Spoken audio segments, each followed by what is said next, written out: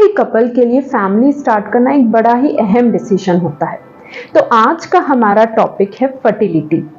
In today's episode, we are going to focus on all those key points which a couple ought to know when they wish to have a child and do it right. तो चलिए शुरू करते हैं हम आज का episode अपने पहले सवाल के साथ।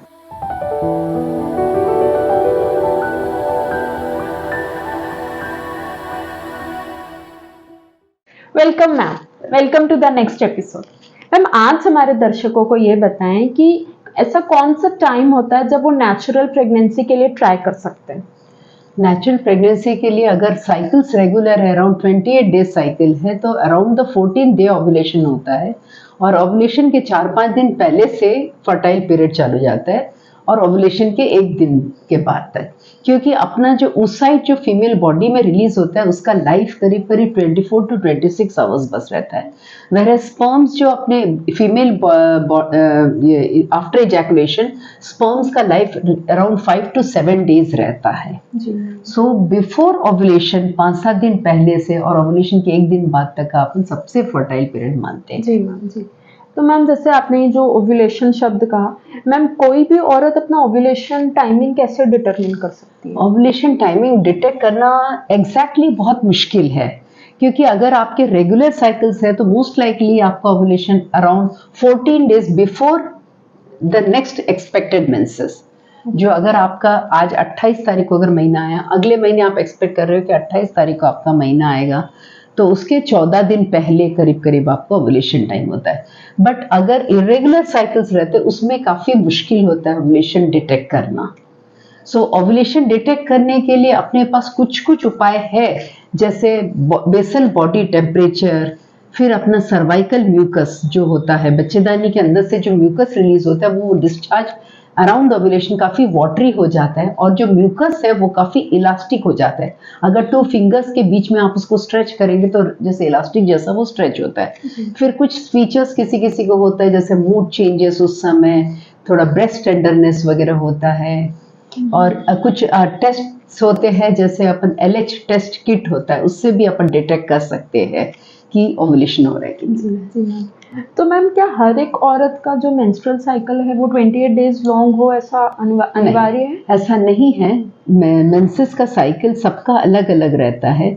नॉर्मल अपन मानते हैं अराउंड 28 डेज, रादर 26-27 डेज से लेके 35 डेज तक अपन रेगुलर मानते हैं। किसी किसी का इरेगुलर होता है, बट जनरली जो इरेगुलर साइकिल्स होते हैं उसमें देखा गया है कि ओव्यूलेशन टाइमली नहीं होता है करके ये साइकिल्स इरेगुलर होते हैं और उनमें ओव्यूलेशन पॉइंट आउट करना बहुत मुश्किल होता है।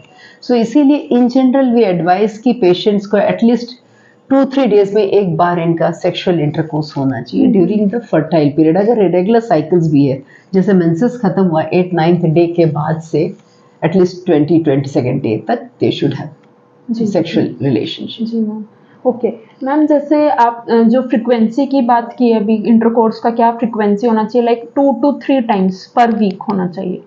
तो मैम, जैसे अगर कोई कपल इंटरकोर्स कर रहा है इसी फ्रीक्वेंसी में बट फिर भी उनको उतना सक्सेस नहीं मिल पा रहा है, तो ऐसे कौन से पॉइंट पे उनको अपने गायनेकोलॉजिस्ट या अपने फर्टिलिटी स्पेशलिस्ट को विजिट देना चाहिए? अगर कोई कपल अपने 1 साल शादी को हो गए और उस बीच उन्होंने कोई भी कॉन्ट्रासेप्टिव नहीं यूज किया है और रेगुलर कांटेक्ट पे रहे हैं, रेगुलर सेक्सुअल रिलेशन पे रहे हैं, उसके बाद भी अगर नहीं कंसीव कर रहे तो उनको जरूर डॉक्टर को कंसल्ट करना चाहिए, इनफर्टिलिटी स्पेशलिस्ट को।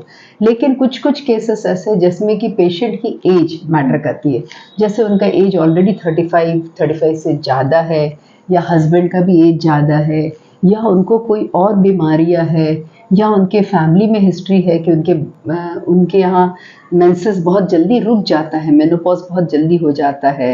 ऐसे केसेस में, या कोई पेशेंट बहुत ओबीज है या बहुत अंडरवेट है जिसमें कि प्रॉब्लम्स हो सकता है, ऐसा कुछ भी एसोसिएटेड, या कोई लंबी डिजीज है, कोई चल रहा है किसी का ट्रीटमेंट, ऐसे केसेस में जल्दी कंसल्ट करना चाहिए उनको डॉक्टर को। जी जी मैम, अंत में अगर आप कोई मैसेज देना चाहेंगे हमारे दर्शकों को, क्या होगा? मैं यही एडवाइस दूंगी कि अपना जो प्रेगनेंसी है ज़्यादा डिले ना करे कोई भी कपल।